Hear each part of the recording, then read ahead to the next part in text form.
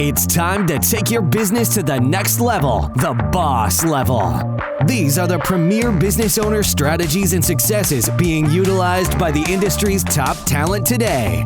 Rock your business like a boss, a VO boss. Now let's welcome your host, Ann Ganguza.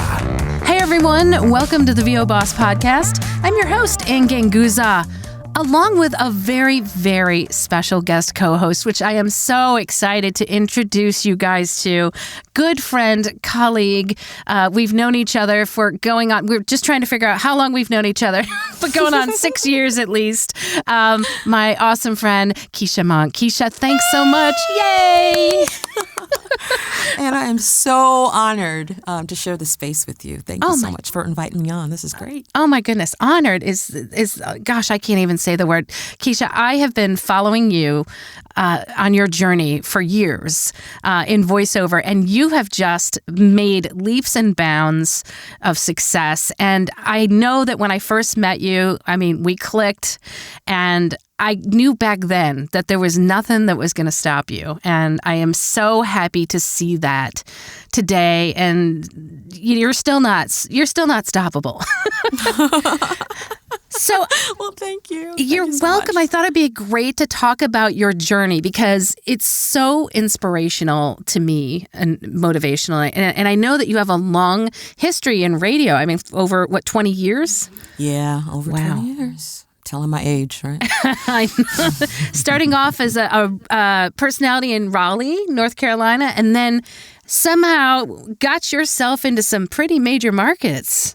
New York, Los Angeles, Chicago, and Boston. Oh, just a couple of those markets. Yes, little tiny cities. Little tiny cities. And just an incredible career in radio. And I think that probably will shed some light as to how, what that did for you to help you succeed in your career in voiceover. And I know that, working as entrepreneurs, as we do, it's super important to have that motivation. So tell us a little bit about your radio career and how you were able to kind of work your way up into those major markets. Sure, no problem.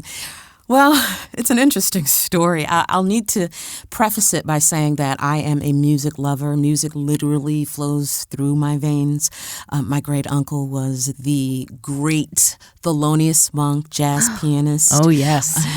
My mom and dad both sang professionally as gospel artists. They've been all over the world. And as soon as I came out of the womb, they started, making sure that I could learn how to read music and sing. And I can play piano and bassoon and violin. Oh my gosh. I play, yeah. Bassoon. Wait, I was getting all excited because I was going to say, I play piano too, Kesha, and I don't know if you knew that. I do, yes. I did not know that. Get out. Yes, I love piano. So absolutely. But then you said bassoon, and I thought, well, now that's pretty interesting. I love that. Absolutely. Well, I went to the High School of Music and Art, the world-renowned music and art, the Fame School in New York City. Yes, absolutely. Debbie Allen. And they have a lot, exactly. Remember my name. So it's like, a lot of people, they audition to get into the school, and there are a lot of people who play piano. So you can't have all these piano players, right, once you've been accepted. So they actually give you a choice of another instrument that you want, may want it to learn. Bassoon, I'm like, I don't even know what that is, but I'll learn. And I really became good at it. Like I started playing in like citywide bands and orchestras, and trust me, I'm probably one of... Yeah, go ahead. Do you still play? No, I don't. But the thing is, it's like almost like learning how to ride a bike. I'm sure if I picked it up, I'd be able to get right back into it. Mm-hmm. So, long story somewhat short, I was a music lover, music enthusiast all my life. And when I got to college, I thought that I was going to be a teacher. And once I discovered that I wasn't going to be a teacher, I kind of like wandered up to the radio station one day, and I was like, that's it. I can take my love for music and kind of intertwine it in like a radio career. Like I can talk and, play music, and this would be great. And a lot of humps and bumps along the way. people said that I didn't have the voice, I didn't have the spirit to do it, and that kind of propelled me to say, "Hey, I'm gonna show you." So they said, "No, you can't do this," and you said, Girl, let me tell you, I started out working at a public radio station, which is basically a volunteer position. Mm-hmm. I got fired from that radio station. What? I don't even remember why, but I've just always, I guess I've been honed to deal with adversity. I've been fired. I've been, told what I couldn't do. I've been told I wasn't cute enough, wasn't pretty enough, wasn't, whatever. And, fast forward, I kind of like slowly got into it. I went from like public radio, and then I did AM radio, and then I did commercial radio. And then I said, you know what? I want to be able to do this full time. And I went to Pittsburgh, and then I went to New York, and I worked with Isaac Hayes. But wait, how did North Carolina, and then Pittsburgh and New York. So that's just such a jump. Like that couldn't have happened easily. How did you advance to that major market? Well, to be completely honest with you, I got pregnant. I think I was about, I don't know how old I was, but anyway, I ended up being a single parent. And I think that propelled me to say, you know what, I have this baby and I have got to make it. I have got to be super successful. I've got to raise this child in the environment that I would be great for her. So that propelled me. And I lost a lot of friends. They couldn't understand, this level of determination. Some people would think that I was obsessed. But I just did a lot of research. And this is when the internet really wasn't a thing, but I knew how to utilize it and to research. And, I learned on my own, basically, that the larger the city, the more people were in the market, the more money you could possibly make. And so I put my eyes on New York. Now, I am a native New Yorker. And people think, you're from New York, you'll be able to work in New York. But no, it's very competitive. Radio. Oh, goodness. Back then. Yeah. And I grew up in New York listening to the radio, so I know. Did you really? I did, yeah. I'm originally from New York. Not New York City, but New York State. Nice. Then lived in New Jersey for about 23 years. So yeah, I grew up listening to the radio, and it was it was my thing that I loved to do. However, I never got into radio personally. But I love how you when you knew it. Like you walked into the radio station, you're like, oh, this is it. I remember in college when I walked into because college to me, what should I do? I was, everybody told me to go and be an engineer, which I started doing in college. But I walked into a room where it wasn't really engineering. Well, it was engineering, but it was also computers and it was 3D visualization. I went, oh, now that's cool. And it hit me, and I did that and loved it for a while. So I love how you kind of went with your instinct and just you knew it, and then nothing could stop you once you had that focus. Yeah, and you know what, Anne? To be completely honest with you, that's kind of like how I started. Like, you know what? This is it. This is what I want to do. But then my desire to really want to be successful, it really intensified at one point, because after a while, as I'm looking back, I realized that whatever I wanted to do, wherever I wanted to go, I just made up in my mind, oh yeah, I definitely want to work at KKBT in Los Angeles. Oh no, I'm tired of them. I want to go to Chicago WGCI. I told myself, this is what I want. This is what I will get. Watch me. And it happened like that. I remember with my girlfriend in college and just saying, look, whatever we want, we're going to get what we want when we want it. And we would set our sights on it and just super hyper focus on it. And I think that there's a lot to be said for that. Manifesting, focusing, it really drives everything that you do, and your mental state and and all the things to get you to where you need to be. Absolutely. Manifestation. I promise you, no exaggeration. Every single radio station that I have wanted to work at, I managed to kill the noise. I managed to separate myself from the madness of, oh, you can't do that. Oh, you've only been doing this for 3 years. You can't work at a major market. I shut all of that out. I focused, and I was able to manifest every single radio. I'm telling you, every job I've ever wanted, I got. Love it. Love it. And that's a promise, no exaggeration. I worked in New York, Los Angeles. I worked in Chicago, Boston, and I even managed to get a syndicated deal with Randy Jackson from American Idol when he was at the height of his success on that American Idol stuff. We had a countdown show that aired, internationally. It was awesome. It was really, really awesome. I've been blessed.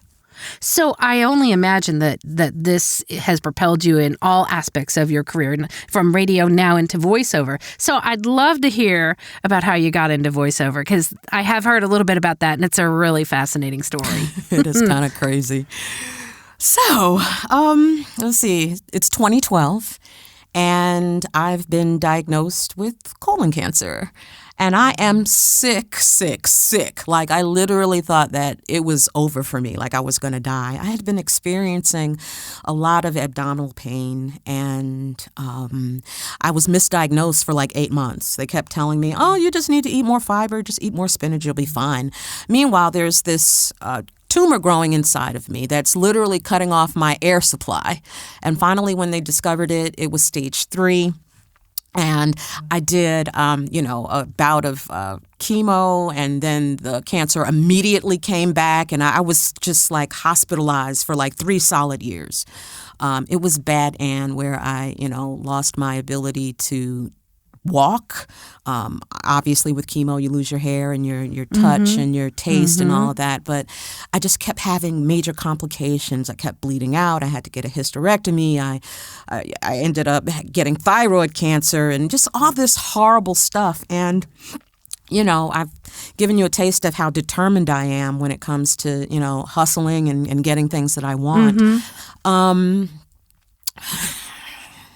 It makes me shake every time I talk, and I've talked about this so much over the past month. It's so triggering for me, but it's a good thing. It's a good thing. Yeah, it's a good thing. And I want you to know, in so many ways, we are so connected. That was also my year of diagnosis as well. And that was before we had met each other, which is so interesting. Like, I feel like we are soul sisters in so many ways. But yeah, and I think that we could probably have an entire podcast episode about how this has actually helped us in a way to be able to get what we want and be where we want and be successful. Yes. Because we've endured, and I'm certainly not saying that there aren't people out there that haven't endured, but it really speaks to, I think, motivating and inspiring you to just do all that you can do and make the most of your time and be the best that you can be. And I think that it's just, in a way, and I say this, like, in a way, it is the, I guess, the light at the end of the tunnel, or the blessing that comes out of such a thing, that you can really see where your priorities are. And I think that probably had a lot to do with it. So you are at this, you are sicker than sick, and... And I'm at home, and I'm on the computer, and I don't even know how I came across like this. It was this contest. This was a nationwide contest that an agency was doing. They were going to be giving away a 6-figure contract deal. And to be honest with you, even though I had done radio for all those years, I don't really think I knew what voiceover really was at the time. The word voice kind of jumped up at me. So I'm like, oh, I have a voice. I can do this. And I entered the contest. I think they wanted me to read a couple of lines of a commercial, and I recorded it. I sent it in. And then, I passed the first round, and then the second round, and then the third round. And again, it's nationwide. And finally, I'm at the 5th round, and it's like the top 10 finalists. And I get flown into Virginia Beach, and it's total American Idol style. Everybody's with tuxedos and gowns, and there's all these judges, and it's kind of crazy. And so they hand me this envelope.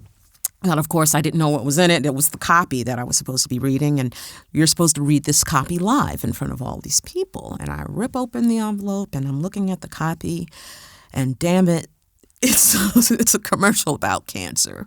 Oh, gee. Wow. And I'm like, really? I'm kind of shocked, and I'm like, and this is all live. I didn't have time to let it marinate or anything. I'm literally looking at this, and I'm looking at all these people in the room, and I'm nervous, and I'm like, wow, this is my reality. This should be super easy for me. And I don't know if you've been able to tell, but I'm very, very emotional. So, I look at the copy and I breathe and I'm soaking the words in and I'm practicing in my brain for, 30, 45 seconds, and I'm starting to tear up. And then I read the spot. And then after I'm done, I'm looking around and everybody's in tears. And I'm like, yeah, they just don't understand why I'm crying, but it's okay. If I touch them in this way, Sure. there's absolutely no way I'm not going to win this gig. And so they, a couple of hours later, they announced that I did not win. Oh. So it's okay. So, and I wanted this so bad. You know why? Because I couldn't work in radio anymore. I'm literally on disability. And, I'm visualizing me doing this thing, voiceover full time, $100,000. I'm like, I was super, super disappointed. And so they rolled me into the bathroom. I'm in a wheelchair and I'm sobbing hysterically. Like, I can't believe I did not get this gig.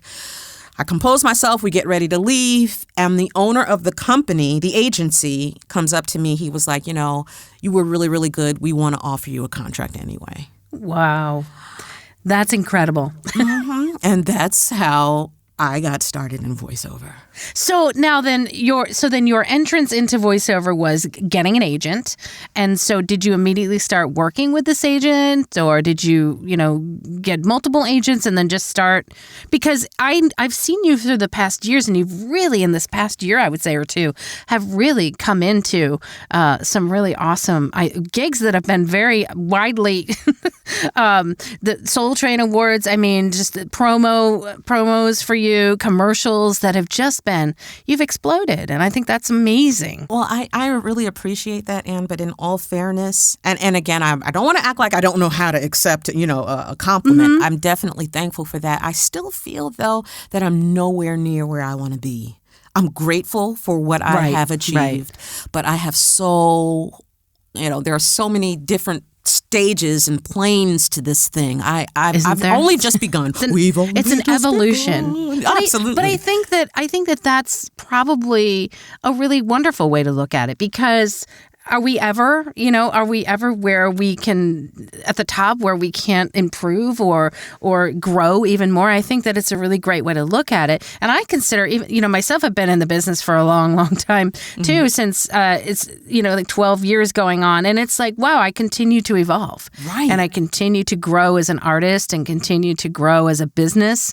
And I think that it is so important. As a matter of fact, I don't think I would be happy if I didn't. So...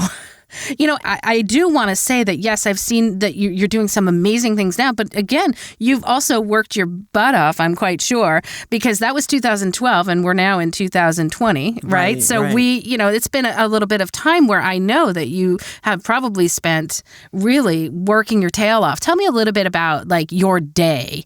What is it that you do? Are you auditioning all day? Are you what's happening? Are you marketing? What's going on? Well, to be completely honest with you, I think the pandemic has forced me to really get my butt in order. You know what I'm saying? Mm-hmm, mm-hmm. I've always had a recording space at home. Truth be told, I actually just posted a picture of what my very, very first recording space looked like back in 2012. Your regular coat closet. There's nothing wrong. In fact, I recorded some national commercials in that coat closet. But I didn't even have a desk in there. It was just, mm-hmm. It was hot. I always had to just go in there with my underwear when it was time to, you know what I'm saying? Time to go into cool a it off session. with a fan in between takes. Exactly. People just have no earthly idea. But I thank God I've been in a situation where I've made enough money to truly invest in myself, where I have a 1,000% treated good space, an excellent microphone. I've had more money to receive more coaching and guidance. I paid, I can't remember his name, someone to actually review my recording space. Again, we're in COVID, so I can't have engineers coming through the thing. So same with me. Yep. You know the deal, right? Well, I just got a new studio. I mean, how long have I been doing this? And I had a brand new custom studio built, and I'm like, okay, it's about time. I deserve this. Yeah. I have a couple of mics that I can choose from, but again, that's an investment in my business. But it took me a long time to get there, and it's so funny because people sometimes think that success is like, oh my God, she's such a success, and it happened overnight. And exactly. Well, we know that. Yep. We know that that's never the issue. And I will say that I know that, unfortunately, you've had some recurrences as well with your health. Several. And that could not have been easy either, because I know with my own, I was diagnosed in 2012, and with my own recovery and with my own things that go on, and we will talk about this in a future episode. There's a lot of adjustments you make in your business, and it affects your performance. It affects all aspects of your world. Right. So I think that to be successful in spite of all that is such a wonderful accomplishment, and it just speaks volumes. And I do want to tell the story to my listeners, our listeners here, that when I met you and we immediately clicked, I remember meeting you that first year at VO Mastery with Randy in Florida. And then the following year, right? I think we decided it was the following year that we met in VO Atlanta. Mm-hmm. And then at another VO Mastery. And I think by that time, I don't know what it is, but it was an instant connection. And I said to you, I love those earrings. And you're like, oh, here. And you literally took them out of your ears and handed them to me. And to all you boss listeners out there, this is just who Kesha is. I mean, just what a beautiful, amazing soul. Oh. And I've never forgotten that. Just like no questions asked. Here, you love them, you should have them. And I just love that about you, and I just love your energy, and it just warms my heart to be friends with you and to be able to talk with you for a few episodes. I'm really excited about these episodes coming up. Me too, Anne. But as I think about it, and these are the things that I'm hoping that our listeners will really get from listening to this episode. Being in voiceover, it's only 10% talent, okay? A huge chunk of it is hustle, but me personally, I really do attribute my success to being in such a marvelous community. Like, I am literally surrounded by greatness. When you have folks like Anne and Randy, and I could go on and on and on. Yeah. The people in our community, they're just so giving. That just motivates me to want to succeed. I feel like whenever I do get these great gigs and I'm able to share them on social media, it's kind of like saying, well, hey, Anne, you helped with this. Because the way you loved on me, it's like, this is my way of giving back. This is my way of making you proud. So you have a lot to do with where I am today. You know what I'm saying? I'm not sure if you've ever thought of it that way. You know what I'm saying? But I just feel that you will get what you give. You've given me love, and so I want to radiate that 10 times more out to not only, reciprocating that love back to you, but to everybody that's listening to this podcast right now. That's just the way it works for me. And I just, I'm just really, really blessed and really, really grateful. Well, thank you so much for that. And we are absolutely grateful and blessed to have you. And bosses out there, I can't wait for more episodes with this wonderful lady. And you guys, I'm going to give a great big shout out to our sponsor, IPDTL. You too can connect and love one another through the wonderful advancements in technology such as IPDTL, and can find out more at IPDTL.com. You guys have an amazing week, and we'll see you next week. Bye. Bye-bye. Join us next week for another edition of VO Boss with your host, Ann Ganguza. And take your business to the next level. Sign up for our mailing list at voboss.com and receive exclusive content, industry revolutionizing tips and strategies, and new ways to rock your business like a boss. Redistribution with permission, coast-to-coast connectivity via IPDTL.